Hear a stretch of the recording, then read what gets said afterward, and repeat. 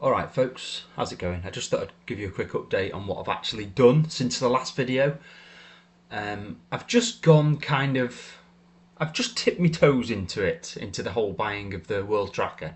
So you can see here, I've just replaced City of London because that's the main thing I wanted to change is the overweight of the UK. So I'm now down to about 33%. UK. Or well, to be fair, you have to add a tiny little percentage of that, which is actually still the UK, but it's only very small, like 3 or 4%, I think, from memory. Yeah, so I've just tipped my toes, and you know what? I'm not even sure I will go any further. I might just stick with because none of these other ones I was thinking of changing are overweight UK in any way. They're all got tiny proportions, so I might just leave it at this at least for now. So yeah, you can see here I've sold all of my City of London in the ISA and the LISA. They made pretty good gains. It's a case of I never really mentioned in the last video why it was City of London. It's basically just because of the premium to NAV, to be honest. Because the other UK ones I could have sold both have a nice little discount to NAV, which I'd rather just keep hold of or not sell at a discount. Yeah, 9% there for Lowland. And then merchants is I think it's about 4 or 5% discount. Oh, 7% it's gone up. Yeah, so that's why I chose City of London. And if we look at the performance, I've changed these dates to match the 30th of June, you see, because if we go to the 5-year for this one, it's 89% there, and it's always from June for some reason.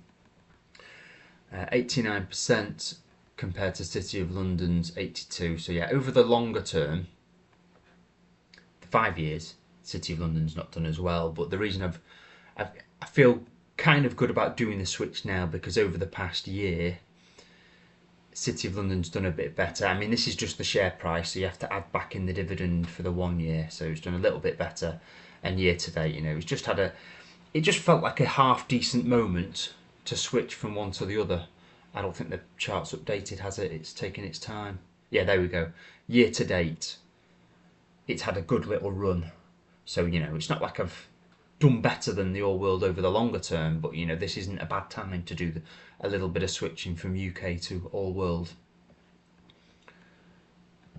And I think if we go over 10, I wonder what it's like over 10 years. You can't really do it over 10 years. So, but if we go to the income one, this will be total performance still for the income one. So it should be the same had the other one existed for longer.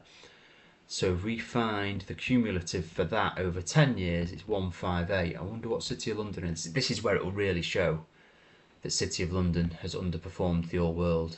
Just because all UK stuff has really. So we go to 2015 and June the 30th. That'll give us the total return for City of London, which will be comparable. It's not updated, has it? Yeah, that's still a 5-year date. There we go. No, that's still 2020 on the chart. There we go. Finally changed. Yeah, so it's only up 100%. So yeah, over the really long term, it's underperformed. So yeah, still a bad choice to have owned it compared to this over the 10-year span. Yeah, so what I've got here is, well, there's my new buys anyway. And what I've done is, I'm doing this a lot recently actually. I'm using Trading 212 just to keep things perfect. So obviously each share is 115 quid. So I would have been adding 101 quid of cash to my portfolio, which I didn't want to do. So by using Trading 212, I can buy partial shares and just make it exact. I don't have to add cash to my portfolio in the unitization. So I've got this tiny little holding here, and I'll use that again when I sell to take income from it, income in quotes. I can use the Trading 212 amount to make it an exact amount, because at the moment at 115 quid, if I'm taking 1,200 from the portfolio, which I've penciled in here, that could be a big difference, couldn't it, if I have to sell a whole share? So I can use Trading 212 to kind of make it exact. But yeah, as you can see here, I've penciled in the exact same amount I was going to get from City of London. And what I might do is just increase it with, I don't know, I might copy City of London's increases, I'm not sure. Or I might just do what I feel like, depending on what the inflation rate is and how well it's going. But yeah, as you can see, the initial yield is 4.34. That's a lot higher, obviously. So there might be times where I just have to accept a reduction there. Because, the plan I spoke about a few days ago was going to be like a 3% yield, wasn't it? So this is a lot more likely to get cut in bad times. What I might do is I might just limit it to 5%. So if this drops by 50%, I might limit my withdrawal to 5% of the total. And I think what I'm going to do is I'm going to do it once a year. So as you can see here, I've got it penciled in here, VWA RP once a year, because it's cost me a fiver each time I sell. I might just transfer it to trading 212 so it doesn't cost me anything, but it cost me a fiver each time to sell. So I figured just do it once a year. You get the Santa rally in December, so hopefully between Christmas and New Year I might get a good price most years. And what I'm thinking is, because this is a reasonably small percentage of my portfolio, if things are doing really badly in December, or at the end of December, I could always just delay my sale. My one sale a year I could delay until the end of my accounting year, which is the 6th of October. I could delay it till the 6th of October.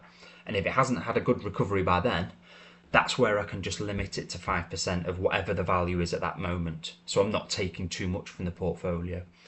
And then who knows, the year after I could make up for it by taking, if there's a big recovery the year after or the year after that, I can kind of make up for the lower withdrawal there. So yeah, I'm kind of moving away from this steady eddy income and going for total return, I guess, with this portion of the portfolio. Yeah, because I just abandoned the idea of going for like a 10% holding in bonds. I've decided just to be flexible with my withdrawals instead of having some bonds in there as well. I don't know, I just when push came to shove, because I'm doing a smaller portion of the income as well, it means that I can accept some falls in the income from this part of the portfolio. Whereas before, my initial plan had a much bigger portion. It was going to be 22%, wasn't it, or something like that. But because it's only 6.6% here, I figured let's just go all out equities, be a bit flexible in what I withdraw from the portfolio. That can go down, no big deal.